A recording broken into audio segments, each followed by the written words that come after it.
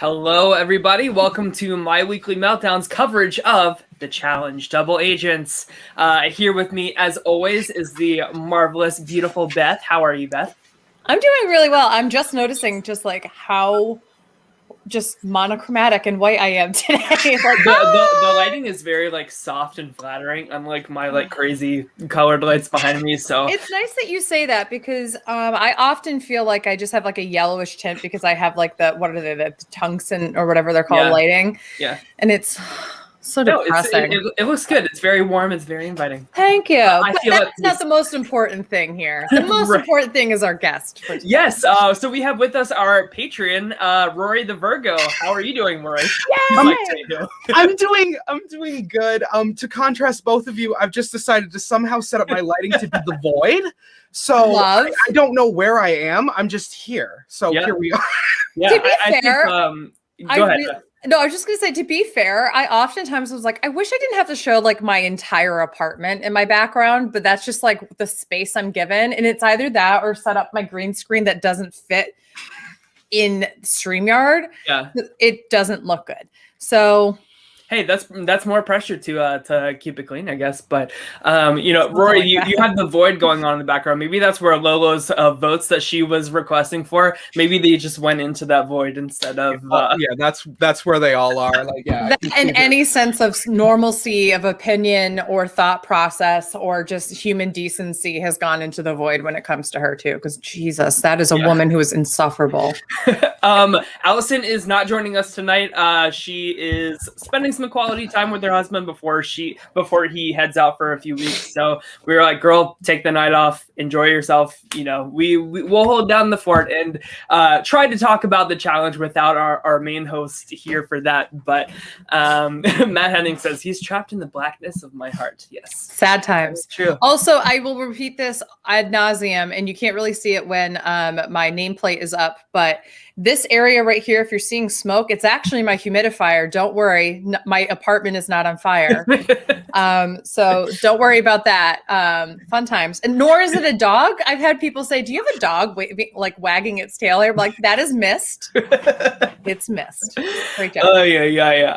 Well, we have a lot to get into here. We also have a lot of people in the chat. Before we get going. Yes, thank you. We have a lot of people in the chat. Obviously, we have our amazing mod, Matt Henning in the chat. We also have JL, Sam Higdon. Good to see you both here. We have Dazan. I think it's Dazan. If you can, if I'm saying that incorrectly, please correct me in the chat. I hate that when I don't say people's names correctly. We have Jared Stegman. We have Yowie. We have John P. Music. We have some really great people. If you were in watching us right now, even if you aren't in the chat, thank you so much for tuning in and chatting with us tonight and hanging out. We've got a lot to talk about. Yeah, so let's start with the big story here. The one that I got a message halfway through the show from Beth herself. She said, Lolo is so insufferable. Beth, the floor is yours. Let's hear... Okay, so first I tweeted the first time she had a breakdown in this episode, within the first 5 minutes, I said, Lolo is delusional. I tweeted that out. It seemed to be a popular sentiment among people as well. Also, hi to Rel Walker and Kaden. Good to see you guys both here. Rel Walker is a longtime listener, first-time live commentator. We are so thankful to have you in our chat, and I hope that you enjoy the night there. Yeah. But then let me get the, can I just confirm, did I hear her properly? Because I'm going to be honest, there are times where she's talking where I just zone her right out. So Rory, feel free to correct me if this is the case. So in the beginning of the episode, she wants to campaign to the house to have her and Yam put in. Mm-hmm. Nam, not Yam. What am I thinking? Nam. You're thinking yum. I'm thinking yummy. You're not wrong. He is delicious. Anyway, and she's upset because Nam doesn't want to go in as well. Mm-hmm. Right? He's saying you have to think that there's two of us. We both have different priorities in this game and different positions, which he's right, but she's also right. I mean, this is an opportunity for her to potentially get in, right? Yeah. She's also dumb to think that the house is willingly just going to put Lolo Jones in as the house vote. That's stupid. You really have to cater to whoever is the double agent. But regardless, later in the episode, Nam then says exactly what she wants to hear while she's riding on a bike outside. And he says, why don't we campaign to go in? I'll go in if it's a guy's. I think it's probably a girl's. Well, you can't just do that. we probably can't get the votes now. And she just goes up. And like both times she was like, you just never listen to me. It's always your way or the highway. And I'm like, he is literally just listened to what you did in the beginning of this episode and is trying to make up for that. But yet you cannot get outside of the shell of yourself and your ego and whatever to get outside of it. So she just literally has no sense of social control. And I love that she was like, we don't have a mediator. Like, we don't have a coach here that will tell us what to do. And I was like, girl, if you need an outside person to constantly tell you how to be a better person, you need to step your pussy up and go to therapy and work on yourself, because girl, that is not anybody else's job but yourself. Oh, I can't stand her. I can't. Yeah. And also, exactly. Sam brings up a great point. Nam has a language barrier. Yeah. That's what I think is coming into play here. And I was telling Rory, like, before we hopped on here, you know, I can kind of see where Lolo is coming from, like being so frustrated with the situation, but you know, hate the game in this case, not the player. You know, it's vice versa from what you are supposed to say. But like, I like after seeing her in Celebrity Big Brother, I feel like she would have this type of reaction, like this type of disconnect, regardless of the partner. Absolutely. So like her blaming Nam for this situation, it's just not flying with me. And Rory, I feel like you probably feel the same way. Yeah, it's almost a way of not taking accountability for herself in the partnership. Like there was literally, you could take any of Lolo's confessionals tonight about Nam and you could replace Nam with Lolo and it still fits. Yeah. And that is the biggest problem, I think, with most teams in this game, not just Lolo and Nam, but there's conflicting interests between the partners. And notice, I feel like the duos that are doing the best are the ones that are on the same page. Yeah. It applies to Devin and Gabby. Literally, Lolo and Nam cannot get on the same page. I believe Nam compared them to fire and ice. And I'm like, yeah, that just creates a puddle. Yeah. And that's what y'all are doing in this game. I'm sorry, but like, it's nothing. Like the communication is so non-existent. And yeah, it's horrible. And I feel like she's kind of put herself in her own conundrum, because like, if she wants to get a gold skull, the easiest way for her, an Olympic athlete, to do that is to be a good partner with Nam and go in there, win one of the challenges, and throw yourself in. But because she's having this disconnect with him, and he is with her, like they just can't get on the same page to win one of these damn things. And I feel like it would be so simple for them to do that if they were on the same page. Like they would be such a juggernaut of a team together if they actually could just get their shit figured out. But there's no coach here, so that's like exactly the point, right? So if you are a 20 to 30 year old person and you still need to have one other person there to give you guidance on everything that you do in a competition. Like I understand that the athlete background is very much ingrained in an Olympian. Like that makes a lot of sense. But at the same time, I've seen plenty of Olympians be able to have a conversation with somebody and not make it about like what she really does actually is gaslighting. What she will do is gaslight people. You saw it a lot. She especially did it to Tamar Braxton in the Big Brother house. And you see it here too. And I'm not going to immediately just come out and label her racist, because that's not what I'm saying. But what I am saying is that she has an ability, regardless of people of any race, whether they're white or not, to make herself always the victim and gaslight them. And I think that a part of this is some implicit bias that she has with people that she doesn't understand, whether they be non-athletes or people of a different race or a different cultural background. She can't get on the same page as Nam. So therefore, he's not workable in this situation for her. And that's a problem. And that's just not a problem on the challenge. That's probably a problem that she consistently faces in life as well. Now, that's a big claim for me to say. I acknowledge that. But this is what I'm being presented with on TV, and this is my gut reaction to it. Yeah, do you feel the same way? I mean, not only this season, but like we saw her on the live feeds for Big Brother as well. So like there is a lot of truth to that statement. You can only hide that so much. I know. That's true. That's true. Am I being too unfair? I mean, like, obviously it's critical because it's a lens of TV. We're not there. We don't know from our account. We're getting an account from an edit. But I was gonna say she told them she used to live in Germany, so yeah, why is there a communication barrier? No, I'm kidding. No, she good point.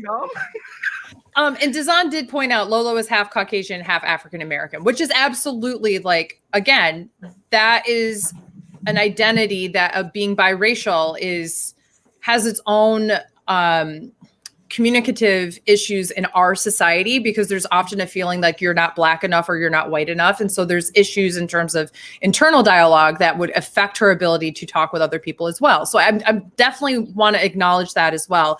But what I guess I'm saying is that if specifically when it comes to people who are actors or athletes or people who have been trained and have a very different kind of life from the very beginning onwards, it makes the norms of like figuring out how to work with people who aren't like you even harder. And we see this so plain with her. We saw it on Big Brother. We saw it here. And I'm not saying it as racially motivated. It's not what I'm trying to say. What I am trying to say though, is like, that's an easy way to see someone who does not look like you or have the same background as you, and therefore your ability to understand where they're coming from is limited. Makes her just want to throw in the towel even quicker. But Correct. like, she's pointing the finger at the wrong thing, right? You know, think about how like she's just so like competition, win. Like it is like an Olympic sport to her. When like, think about how like Devin is playing the game. Like he's trying to think like strategically. And this is the problem, is that like the structure of this game in particular, like it's like a pressure cooker that's like squeezing in on itself before like the balloon pops, and like there's no more opportunity to run the final. And I feel like, I mean, Allison like pointed it out on this show like 3 weeks ago. The problem is like Lolo didn't realize the situation she was putting herself in until now. It's too late, right? Like there was only one skull left. And you know, I'm glad that the other house guests competitors, you know what I mean? They didn't give her what she wanted. She had that speech in deliberation. She was like, guys, I really want my gold skull, but like more importantly, like I just want a new partner. And poor Nam was like, world is that going to work socially in this game? This is a strategic game, and you keep yelling at Nam for not being strategic in this game, but yet you're basically saying, I'm going to give you every piece of advice as to why you should keep me in this so that I don't win or do anything to help me, that will help your games. Like you just handed them all the reasoning on a silver platter. Yeah, and Sam says Nam seems like a chill bro you would like to see in the bar. Exactly. Like when totally when she finished her speech, he was like, yeah, like if she wants a better partner, like I support that, I guess, question mark. But like all the people, like we even saw Nani in confessional. She was like, I don't want to go against Lolo. I'm not voting her in. Like, I'm not going to do that. What do you think, Rory? I think like nobody wants to compete with Lolo in a final or in an elimination. So the only way she's getting in is putting herself in there. And I think tonight, especially with the deliberation, she proved Kato Kaelin wrong, that she definitely has not had acting lessons, because if she had, she might have actually convinced them tonight that to put her in, you know. I think that she definitely proved a point tonight, and I think she's a better competitor than actor. I'll say that. Oh yeah, and I don't want to not like I understand that some of the things that I'm saying are sweeping generalizations, right? But I don't want to knock that. Clearly, she's a really great competitor, and I do think that out of Big Brother and the challenge, this is definitely more up her alley.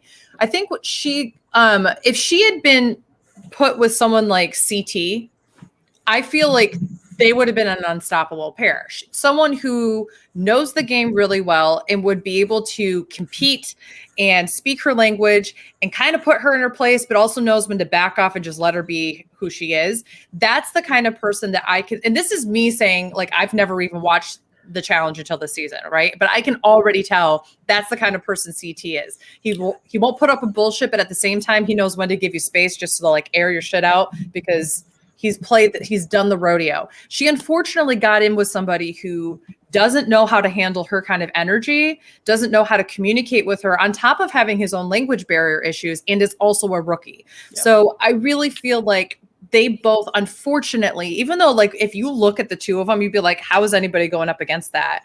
I think that they really screwed themselves over in this capacity. Yeah. Let's see. Yaoi brings up a really good point. Nam talked about being in pain in the daily challenge. Is it foreshadowing a medevac? What do you think, Rory? I think it is potential, or it may be just foreshadowing an elimination. So, like, maybe like we get guys elimination. Nam and Lolo get voted in because people like Nam more than Lolo, so they vote them in to give Nam the gold skull and not Lolo. And then this is the reasoning that Nam is eliminated, and we're just getting a little bit of story building here as to maybe why Nam loses. But I think it's 50-50 between the two for me. It's going to be a reason that Nam and Lolo blow something in the future, I think. Yeah, I was concerned, and like it's not like this was like a physically like grueling challenge either. So Matt Henning says could be. I mean, I'd want to be medevac to get away from Lolo too. Yes. I mean, and I would say one other thing that kind of drove it. Part of the issue I think a lot of us have with Lolo is the lack of accountability and as well as the hypocrisy, right? So there's a lot, besides the fact that there's never actually tears. It's just whining. It's not crying. Somebody brought that up. Jules brought that up on Twitter to me. And I was like, that's an annoying thing to me. Like, if you're going to cry, like have that emotion, but don't fake cry because it just makes you seem even more disingenuous. But one of the issues that I had with her was we've seen this throughout the entirety of the season where she has told Nam multiple times, this is business. We're here to work, blah, blah, blah. And then tonight she's like, Nam, all he is all business. And some of this is just social play. And we have to be able to talk with each other and build relationships. And I was like, okay, but you literally yelled at him last week and the week before and the week before that for only building relationships and not going to work. So you can't be mad at him for working and not building relationships this week. Like that, it's basically whatever you were ticked off with in the moment where you feel like the issue that your pairing or even just yourself is not advancing farther strategically in the game. You're blaming it on Yam. Or why am I saying Yam? Yam. Oh, I swear. It's okay. We're all thinking yum. So let's switch gears to the big winner of tonight's episode, Amber B. She went in there and she took Amber M out. She is the superior Amber, the superior Ambler, if you will. No. Ambler is just Amber M. Yeah. Ambler, unfortunately, it was an Amber versus Ambler elimination tonight. Yeah. And Amber B just like totally smoked her. Like she knocked all the sense out of her, literally. Yeah, for real. Rory, what did you think about that? just loved CT's commentary after the fact. Like when the challenge gods made Hall Brawl, I don't think this was their intention. Oh, go ahead and pass me. Go ahead. Oh no. Oh wait, you dropped your ball. Go ahead and pick it up before we continue. It's okay, sweetie. And like, it's like, oh yeah, it was bad. And I will say about Ambler really quick. This twist in the new format that TJ has made, you have to get a skull to run my final. I think if Ambler showed up 10 seasons ago, she's great socially. She's fine strategically. Yeah. She's just not a competitor. She could easily get to the final if it wasn't this gold skull twist. Yeah. So in a way, this format screwed her. But also she wanted it bad. So like she did it to herself. But let's be honest. Do you think she really wanted it that bad? Or do you think that Corey actually did a really good job of getting in her head? I mean, Jarrell even said that. Like he was like cracking up in confessional. He was like, Corey has spun Amber M so much to go in and lose so he can get yet another partner. This is like partner number 6 for Corey, I think. Yep. Black Widow Corey. I just love that wisdom coming from like CT, coming from Jarrell. Like you can tell these guys have been around for like a while and they can see the writing on the wall pretty quickly. Absolutely. I mean, I agree. So I got to find this up here. John P. Music says, Gabby made a dumb move. I mean, we need to talk about this, right? So Rory, go ahead. Go ahead. You have the floor here. Literally, if I'm remembering this format correctly, Gabby had all of the power. The fact that she caved to Devin is so infuriating to me because she was like, it's the Devin show. It's the Devin show. Yes, you just gave him the keys to the show. You just gave him the remote control. Yeah. Literally, I'm pretty sure the ruling is if the power duo disagrees, TJ says, okay, now you two are down here. Gabby could have guaranteed her spot. And she threw it away to blindside the flip-flopper snake, which, ironically, that's kind of funny, you know? Like, she didn't blindside you, but you blindsided her? Right. Yeah. Also, in that situation, too, did you really think Amber M was going to beat Amber B? So No, seriously. Yeah. Like, like what's the reasoning what's the here? end game here? Like, you're either gonna like, there's gonna be a miracle and your bestie's gonna win. Girl, it was a miracle if that was gonna happen. Yeah. So you might as well be the one to take her out. Yeah. Right. And she realized this pretty quickly, right? Like she like her face, it's like all over her face, like, oh shit. I should. You know what? With enemies like Gabby, you don't need friends. Like, honestly, I wish I wish I would have someone who was like, I hate you so much. Here's $1 million. And I'm like, all right, great. Because like honestly, she just made it so that Amber B is now in the running for $1 million officially. Yeah. I mean, like, if she wins the season, this is her like winning move right here, and it's not even her move; it's Gabby's, right? So I don't see a path for Gabby. Like, well, maybe the path for Gabby is like because she has this like little like showman's brewing with Fessy. Maybe her in is to like get with the Big Brother people, but even then, like, you know, Casey's there.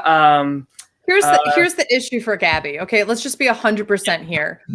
The smartest thing for her to do was actually to go with Devin's plan and put Josh and Nany in there. Because if Josh loses, say it's a guy's elimination, if Josh loses, Devin is absolutely the next guy that's going to be put in, which means that you increase your chances of being put in because you're Gabby and you're attached to Devin. So the fact that she's not even thinking about the fact that Devin is like a big target who already has a skull and that guys are going to want to go after him and compete against him, that means you're also going to get thrown in, girl. Like you have a potential to win a skull if it's not a guy's elimination.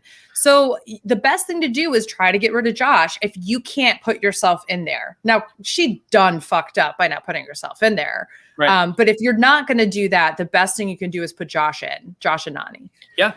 And Josh and Nany, like, were really upset when they didn't get thrown in. Josh is like, and I just think of Candy Muse from RuPaul anytime Josh and anytime I watch Candy Muse now, I just think of Josh. Like, it's a lot. They literally have the same voice, like down to like the little like slight lisp and everything. It's like, oh, it's so much. Yeah. But you know, he's like, you're a pussy, and Nany's really pissed as well. I feel like Nany like realizes that like the opportunity for her to go in and get her skull is really just kind of like narrowing as well. What do you think, Rory? I think I'm interested to see how many rounds of stealing there are going to be, because there's still that window, allegedly, apparently. Yeah. So there is the chance, but no, like the window is disappearing very quickly. Yeah. And especially like the confessional, she's like, I've wanted to do Hall Brawl all 10 years I've been doing the challenge. I've never gotten the chance to. I'm like, well, she's not going in. Yep. They gave that away.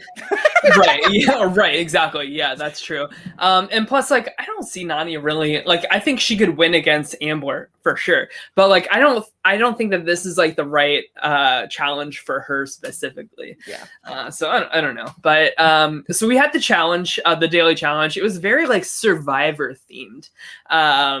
Wait.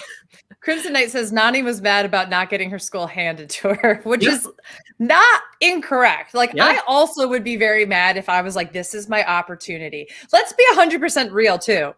Josh, her partner, was handed a skull. Right. So of course she's also going to feel that way. Right.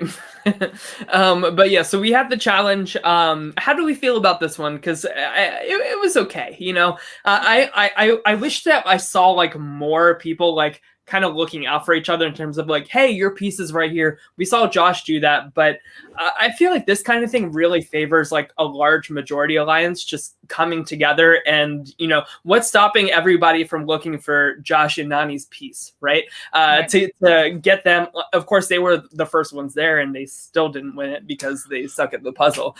But I feel like this could be really game breaking pretty easily. Yeah, I definitely agree. And by the way, Chanel in the chat says Josh was definitely handed his skull so he could keep it warm to be stolen by one of the stronger men, which is 1,000% happening. Yeah, with this challenge, I generally felt like, I mean, clearly the Big Brother Alliance was very much looking after each other. And there's no reason why Nany and Josh shouldn't have won, except for the fact that apparently they're dumb and they can't put together an elementary school puzzle. I mean, this is like twice now in the season that Josh like has like fumbled out a puzzle. Once in elimination when it took him forever against Mechi, or was it Leo? Michi. Yeah, and then like again here, him and Nany were like the first ones there. And they still couldn't get it done. Rory, what do you think about that? In a way, Josh is less to blame for this one because he let Nany take the reins. And I am sorry. If you are given a reference, if you are given any sort of information and you know you're in the lead, you get the info because everybody else is playing catch up, meaning they have to do the same thing you just did to get the information, or they do what you did initially and they're like, okay, we're just going to guess and maybe we'll be right. So honestly, I blame Nany more than Josh for the loss, but because Nany was like, I didn't see it from here. Clearly you couldn't, because a team that was getting no help from anybody came from behind to steal this win from you. Mm-hmm. Exactly. The team that was being sabotaged the most won. And that's the other thing. The team that you sabotaged the most came back and won. If you think you can see it from where you are, at the very least, why don't you just walk 10 feet closer? You don't even have to go all the way there if you claim that you can see it. So you might as well just take a little bit of effort to go just a little bit farther to your exact point, Rory. They're going to have to do the same thing. You're already in the lead. Even if you've got 20/20 vision, you can see those pieces and you can see how similar some of them are. So, like, you need to be sure. And, like, it's a blunder to me because... Could you imagine... just sitting there and being like, I feel like this one has dashes on it. This one has lines. And this one has like weird wavy circles. And they're like, all of them do. But it's like an 8-piece puzzle, right? Like, how hard is this thing to put together, especially when like the key is like literally right there for them to see? I can only like excuse them like so much for and then didn't they like try to get TJ to check it, and he was like, no, it's wrong. So I don't know. But I think we had a couple of comments from other teams that they couldn't tell the nose from the eyes or something like that. So I'm excusing it a little bit. And as a joke, I did say this to Tyler before the show. Good thing that Natalie and Jay weren't here because, come on, torches, digging in the sand. All we were missing was Jeff Probst and Survivor's Ready. Like, yeah, Survivor's Ready. We were putting together an idol. Hello. Absolutely. Honestly, it's like it was a combination of Survivor and Legends of the Hidden Temple. Like when you have like that, like the silver monkey that you have to put together. Yeah. Come on, bitch. And that like always screwed up the kids that like they couldn't. I know it's a 3-piece statue puzzle. It literally never changes, and they're like, "Does the head go on the back? What happens with the torso? Oh no!" Like the bottom one is like literally a square that like fits into the square. Like I don't. Okay. By the way, if any of you are too young and you don't know what Legends of the Hidden Temple are, girl. Did they bring it back? Are they bringing it back? I was on Slime Time Live as a kid, so I know. Excuse me! I didn't realize we had royalty up in here. Yeah, me and my mom were on Slime Time Live. I got slimed. I know what it tastes like. It's like a green apple taste. It's really good. Ooh. I can still like picture like, or not picture, like I can like imagine like what it tastes like still to this day. Do you have like a videotape of you on there? I don't think so. Like I'm sure like. It is sad, but yeah, like we only made it one round. We were like doing this like tricycle thing inside. But yeah, Crimson says she's too young for you if she doesn't know what that is. That is very true. Correct. Very true. But yeah, let's see. So of course, Devin and Gabby win this. And wait, John P. Music says Fessy and Anissa are probably losing the daily challenges, so they won't get in. I mean, I don't agree with that because they both have their gold skull, and the only way, like, especially for Anissa, she wants to keep Fessy as a partner. Yeah. The only way you can guarantee Fessy's not stolen from you is by winning. Right. That's true. And Anissa is probably one of like the bigger targets to like get the skull taken from.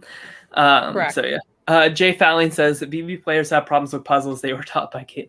I mean, let's talk about that. Do you think that Caitlin Herman did a worse job than Josh and Nany in this? I think this is a proper conversation to have. Okay, so how many pieces was Caitlin's puzzle?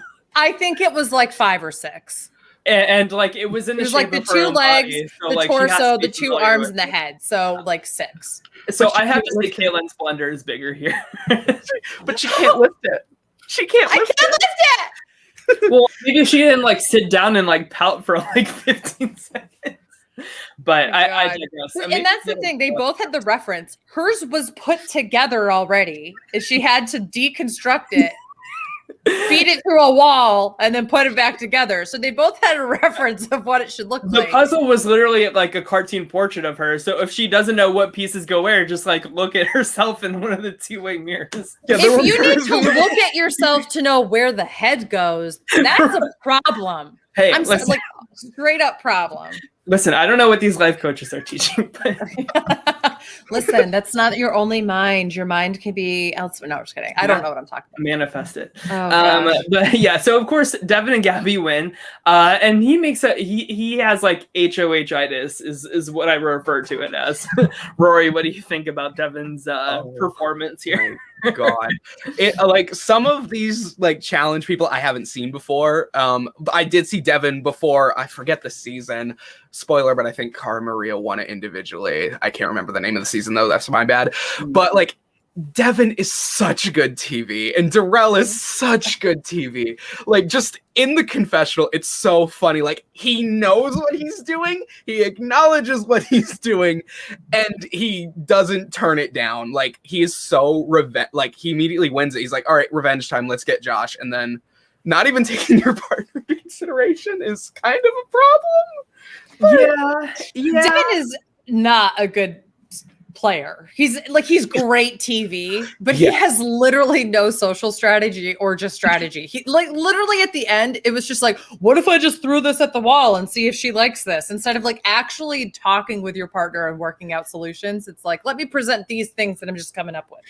I think Devin is like very hyper aware of like this being a television show and needing like entertainment. I feel like he's trying to self-produce like his situation and like Josh's situation, the whole Big Brother, writing a sign that says Big Brother sucks. Like, yeah, I say Big Brother sucks on this fucking show every single week, but like when we're covering Big Brother, literally, I am talking to Rob and Cass every week. No, like he is like really like self-producing. So maybe he should be like a reality TV producer instead of like being on the show. He would probably do a really good job crafting an entertaining show. But he knows what he's doing. He's on it. Definitely. Chanel says Darrell wins the award for best commentary in this episode, which I totally agree with. As somebody who knows that Darrell's a big person within the challenge community and the past challenges and such, I've actually really haven't seen much of him in this entire season. So it's been really fun to kind of get to know him, especially over this past episode. I was like, okay, I really like this guy. He's got really great quick wit. And he's got a really good head on his shoulders. And yet nobody is thinking about him. Nobody's talking about him, yet he's such a big target in the house. Yeah. Kaden says, the more I think about it, Devin being on Big Brother would be so much fun. I agree with that. 100%. I would cast him on Big Brother. Matt Henning says Devin's trying to fit into the Johnny Banana shoes. Rory, what do you think about that? I agree with that, especially with with Wes going home so early. Like they kind of need that storyteller. So I think Darrell, best commentary of the night, but in terms of the narrative tonight, it was definitely driven by Devin. Yeah. And the whole BB Sucks VIP lounge, so. Oh my God, how did you get the actual sign? Well, because, you just talk to Devin and you just have to acknowledge him that Big Brother does indeed suck. And then voila, there we go. we actually used all of our patron money to buy that sign off of eBay and send it to Rory the Virgo. So it's a patron benefit. If you look in our patrons, it literally says tier 5. Just kidding. I mean, Devin's not going to be around too much longer, right? Especially with like Josh has. So like I feel like the easy skulls to get taken from are Josh and Devin, and Josh has like at least somewhat protection of like the Big Brother alliance around him. Devin really doesn't have that. I mean, like we saw Nani and Leroy talking and saying like, this power trip of his is not working. Like, we're totally going to check him after this round is over and take his skull. Unfortunately, I think Allison's going to be really upset, but Devin's days, I think, are numbered here. Do you think that he gets thrown in before? I mean, I guess it depends on who the power goes to, but I think he's more that likely to be put in. Yeah, Josh. Yes. And honestly, I don't think he's that much more physically capable than Josh. I kind of see I them. totally agree.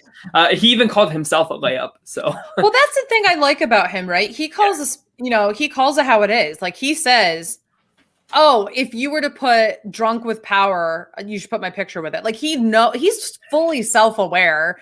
And he just doesn't give a shit. He'll just go with it. And I think that's what kind of makes a really fun TV personality, for someone to be like, I'm fully aware that I'm full of gas here. I'm fully aware that I'm messing up everything and blah, blah, blah.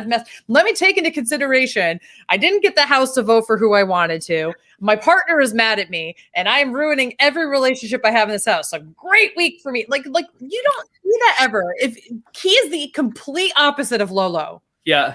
Yeah, Lolo takes no accountability for what she does or doesn't do, and he takes all the accountability for it. And I think that's why, even though he can be really a polarizing character, I still find myself being like, oh, what an asshole. But I like watching him. And whereas I can't watch Lolo. Like, every time she's on the screen, I want to scream. That's what it is. Jeez.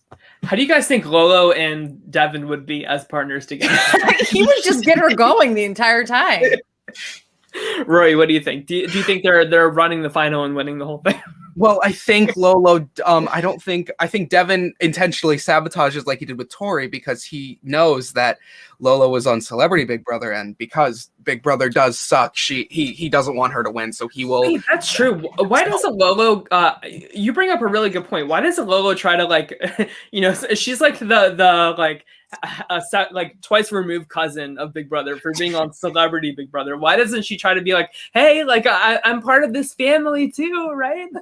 Right? It's really bad. But the other part of this is she should, if she's not working with them, she should be making that known to people like Devin. Yeah. And saying like, hey, put me in there and like, let's get the house to vote against, Anani and Josh or whatever like that. And then throw me in there. Yeah. Or get the house to vote against me and Nam and then put Josh and Nani in there. I'll take her down. Like, work with Devin with this, because clearly, like, you need to understand where your position is in the house, and she's figuring it out too late. I don't know. There's so many avenues she could do. And I actually think that she and Devin together would be perfect, especially for Devin's game, because they're not going to throw him in. Yeah. Yeah. They would not throw him in. Yeah. Actually, and I think that Gabby and Nam would be a great pair. As I'm thinking, it's too bad they can't switch partners. Yeah. Mm-hmm. Yeah. I don't know. I feel bad for Nani. Like, I want her to like finally win one of these things, but I don't think it's going to happen this season. I don't know. It's definitely not going to happen if the partners stick to run a final, which I don't think is happening, because not every partnership has gold skulls like Fessy and Anissa. But like, if hypothetically she gets her gold skull and then she has to stick with her partner for the final, she's not winning a final with Josh. No. So like, it's not happening this year. Right. Rory, how big of a challenge fan are you? I believe somebody corrected me in the chat that it was Vendettas. That was my first season, which was also Kyle's first season. Okay. So I've been watching loosely since Vendettas. Mainly, it's like trying to, how do I phrase this? The challenge is what like Fessy want out of, or it's like the modern Big Brother almost, in the sense that they want it to be so physically oriented, or rather like in that sense. Whereas like, I'm like, Big Brother's a social strategy game, and TJ, great host, but like, he's not helping that with the gold skull twist. I'm personally not a fan of it, because it doesn't reward social strategic gameplay. It rewards challengeability, which sure, I guess that makes sense. If you have a show called The Challenge, you want to reward the people who can compete in the challenge. Yeah. But I like the social strategy aspect of it. So Yeah, I'm not super crazy about this twist because I love that we get somebody who is a social gamer like Ashley who screws over her partner to take $1 million. We don't get moments like that with this. Like, I'm sorry, like the people who are more oriented on like, I'm here to compete, I'm here to win, they're not worried about betrayal as much. I think the exception was Teresa, maybe this season. Yeah. So like how are you feeling about like this season compared to those other seasons? This is good. That was a good description. This is fine. I'm good. Like, six out of 10. No, it's a good season. I'm enjoying it. The only disappointment is how quickly we lost a lot of the female competitors. I was glad we got Ashley back for a little bit, but we definitely lost a lot of really good people too soon. And I'm just not crazy about one alliance just being able to run the house like we saw with this episode. Like, I want it to like swing back and forth. I want to get some crazy moments like when we got with Jay and Teresa. So just like, it feels like it's getting very stale towards the end, and the show is absolutely telling us Big Brother has a vice grip on the game. So like they're going to control what's happening. Yeah. Chanel says the difference, though, is that Challenge has a lot of repeat people. Your actions have repercussions for seasons to follow. That is true. Yes, very true. And I will say one of the things that I think that you're right when comparing this to Big Brother and such. I think Big Brother has really focused a lot on physical gameplay over the past couple of seasons, where a lot more of their challenges really favor those that are physically oriented. And we're like, I didn't even really watch Big Brother when they used to have the like, how bad do you want it kind of challenges. Now they've translated that in how bad do you want it if you're physically fit and willing to stay on a wall for a long time, which is like, that's not how bad do you want it. That's just like, how much can your body handle? Yeah. And I really wish that they would go back. I would love to watch more of the competitions where it's like, hold your hand on a button for as long as you can. And, you know, wouldn't we all? But I think that like, okay, so I'm going to tell you Bring back the pressure cooker. Yeah, the pressure cooker and such. Like, but I think that there were other things that you can do too, right? So like my version, can I tell you my version of the pressure cooker that I would do? Go for it. Okay, so you know how sometimes they bring out that like black box where it's like pitch black in there or whatever? Mm-hmm. So do the pressure cooker in the black box where it gradually gets colder and colder and colder. And you have to, I don't know if you have to hold your hand at a button or if it's just how long can you stay in there, but everybody has to dress the same. So it's not like anybody gets to come in there with a hoodie or anything like that. Everybody has to dress the same, but you were in pitch dark with no ability to see, and it gradually gets colder every once in a while with weird sounds and such coming in. So it really freaks you out. I think that would be so interesting to watch, and it would take a long time because I think there would be some people who would go like, no, this isn't for me. I feel claustrophobic. I'm scared, blah, blah, blah, and they'd get out. Right. And then I think that there would be other people who would be like, oh, this is fine. But maybe it gets to be like 50 degrees in there. And they're going like, ooh, I'm getting really cold. Now that they've been in LA for a summer, 50 degrees really feels cold to them. But it's not like a danger to actually like hurt them physically. Just stuff like that. I think that this was. What if like they're in, all right, this is like turning into like a think tank, but I love it. What if like they're in that black box, like they can't see who all is still in there, but Correct. Like it's also like soundproof, like they're in like individual booths, so like they have no idea like who is still in the competition. They just get like a buzzer noise like when somebody leaves, right? Yeah. They don't know like who is still left in the game. I think that could be really fun. And they literally can leave if they say they want to leave, like they like press a button or they say I want to leave or whatever, and that way like production can like open the door behind them or something like that. Like, but I would love for them to be like put in there. And then like they have to like turn around or do something like that. So they're disoriented. So they can't even find like where they have to go to leave. Like they have to be let out. But that's like, that's the kind of stuff like I want to see from Big Brother, right? Like in addition to like, I always call Big Brother like the Nickelodeon version of Survivor challenges. Like I love that kind of aspect to it. And it has its own unique area versus Survivor and the Challenge are much more physical. I kind of consider, having watched all three of these, like Survivor's kind of the middle ground for me in this situation where it's physical and strategic. Big Brother should be inherently more strategic than any of them. And it's not. And the Challenge should be inherently more physical than them. And I would say so far it's kind of on par with Survivor. Rory, do you watch Big Brother Canada? Sorry, Matt says Beth just wants to see potential suffering, which don't we all? You're not wrong. I Sometimes think I we all watch do. these house guests and I'm like, I want to watch you suffer in a challenge. Yeah. Oh, That make me a sociopath. That's okay. Rory, do you watch BB Can? Oh, I love Big Brother Canada. I don't have Global, so I usually will just get my updates from podcasts. So maybe if y'all cover it, that's how I'll get my info for BB Can / some quick Googles of the Wikipedia. Listen, I have links. I will hook you up so that you can watch it with us. But we got a premiere date. They are premiering on March 3rd, which is like crazy soon. None of us really expected that. So I don't know. I'm very, very excited. It's going to be a good season, I think. So I haven't seen.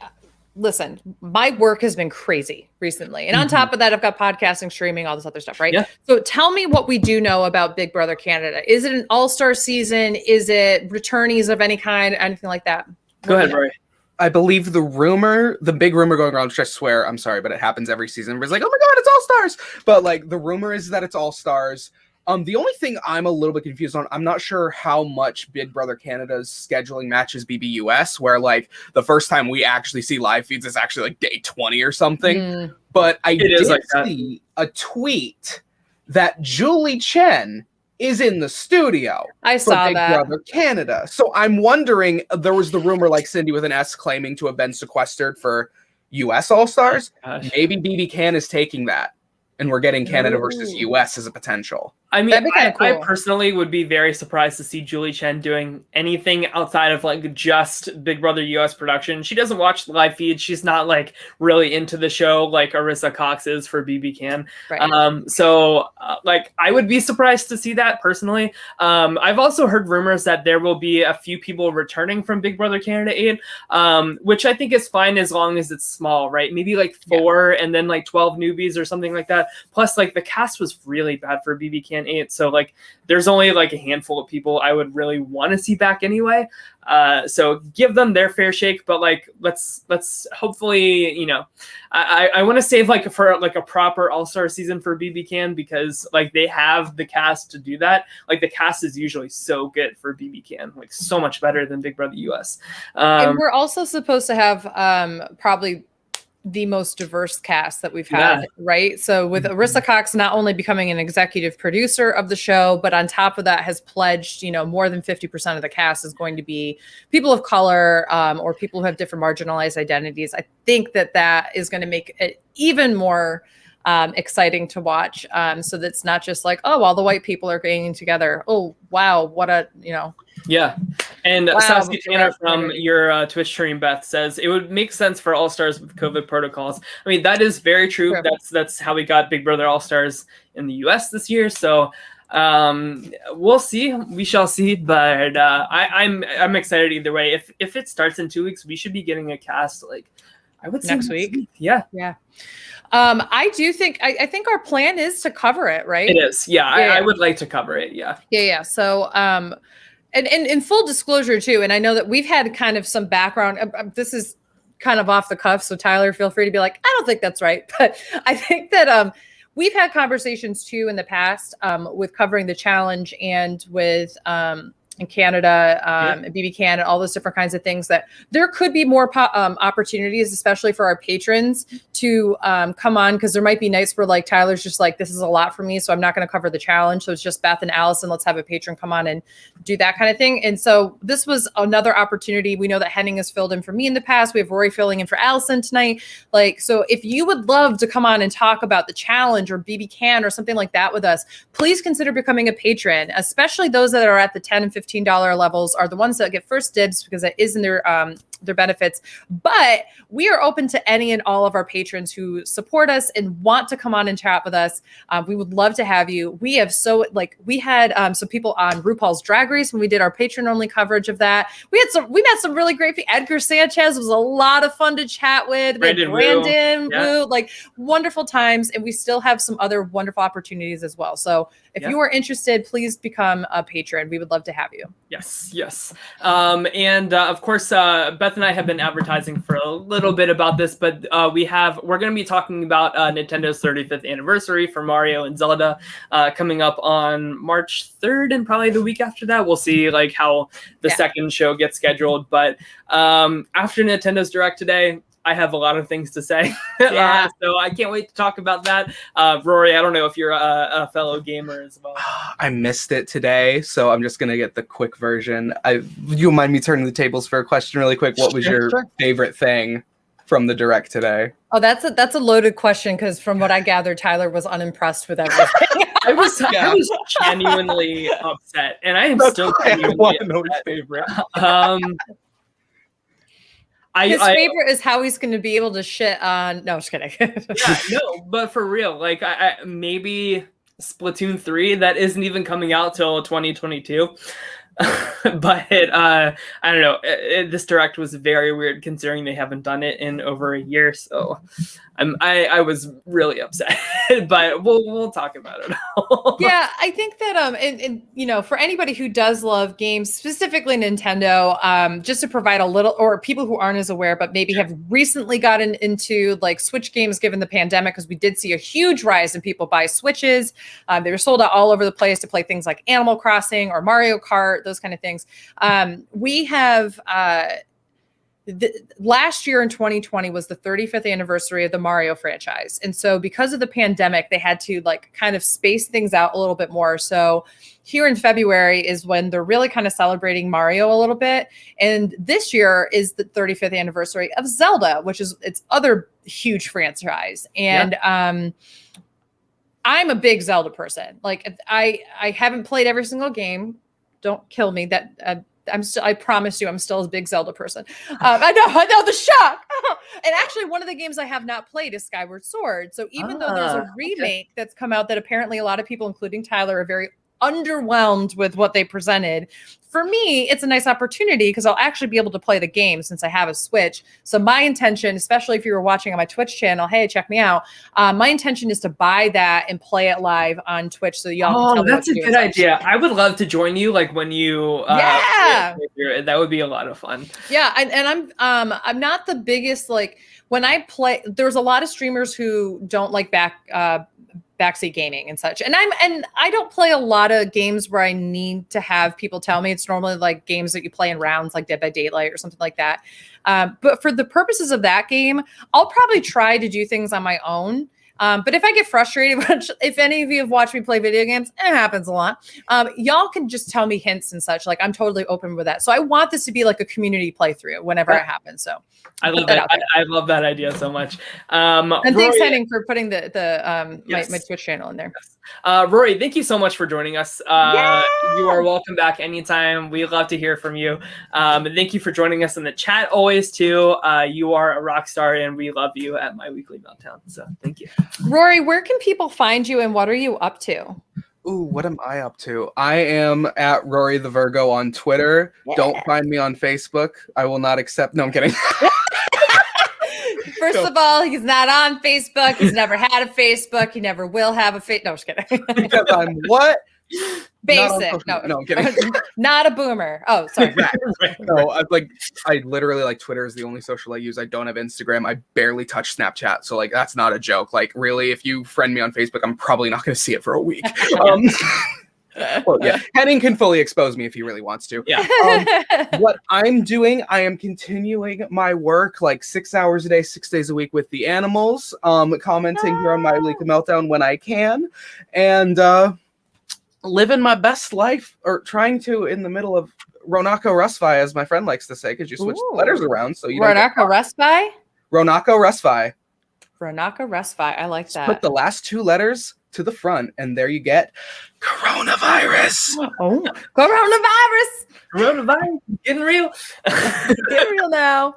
And then are you? I know that you have played in orgs and such before. Are you a part of any orgs right now? Is there anything that you want to shout out? Well, just as a little bit, I know like episodes are a little bit on pause. I know Nate actually sometimes are used to guest here. He runs a game called The System. I am currently in episodes that are airing for that. Ooh. I also am working on... Okay. Oh, sorry. I just got distracted by the chat. I'm also working on my own game. So that's exciting. That's fun. It's revelations. It's a lot. Oh, I just had a lot of conversations today. So no, you're good. You're good. You're good. Believe me. You've tuned in. You've tuned in. You see how Tyler, Allison, and I try to talk after a work day. It's not good. Yeah, sure. We've never claimed to be good podcasters.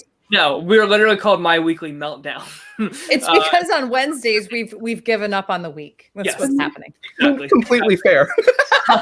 And also, guys, tomorrow is The Hustler, featuring our fellow patron, Andrew Gibson. So we'll be talking to him about his experience. Can't wait to ask him all these like behind the scenes like production questions, because that's what I really love. But it's going to be a lot of fun. It's going to be great. And Beth, you're doing a Twitch stream at 11, right? Tonight? Yeah, so I'm doing a late night Twitch stream. So in about 25 minutes, I'm going to be going live with a couple of my stream team members, including Chris Nerez and Steroids 256.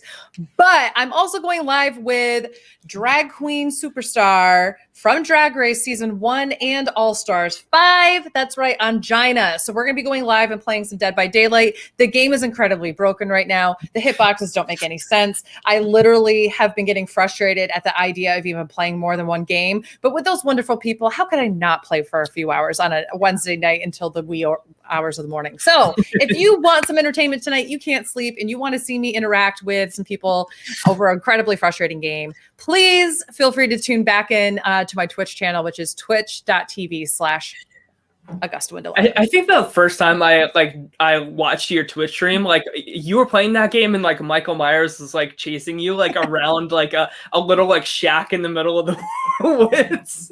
And I threw spinning around in circles. It's just really fun. Like normally the game is like my bread and butter, right? I love playing this game, but they recently have come out with some patches that have just made the game literally unplayable. Like there's no way for you to rank up because one of the areas that you get points in order to rank up just literally doesn't give you points anymore. Like just broke that. The hitboxes make no sense for killers or for survivors. So if you're playing as killer, it'll look like you hit somebody and then it'll be like, what the heck, that didn't hit. But as a survivor, you'll like tonight I faced the hell out of it. Today I faced the Huntress like as a game, like I was playing beforehand because I wanted to practice centering myself.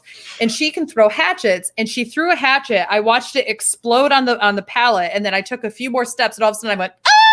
And I like apparently took a hit, and I was like, what just happened? I literally watched it and I've moved on, and apparently I'm injured now. What happened? So the game is broken, but it should be fun because I'm either going to have mini meltdowns but make them fun, or I'm just going to be just a hot mess. So feel free to tune in tonight. Either way, great to tune in to see either of those things happen. Yeah, it is a perfect game, as Tanner says. There's nothing wrong with the game. They've done a pretty good job with it. It's just great. It's great. Yeah. All right. Well, everybody, thank you guys for tuning in. We'll see you guys next week. Stay safe, wear a mask, all that jazz, and we'll talk to you guys soon. Bye. Bye.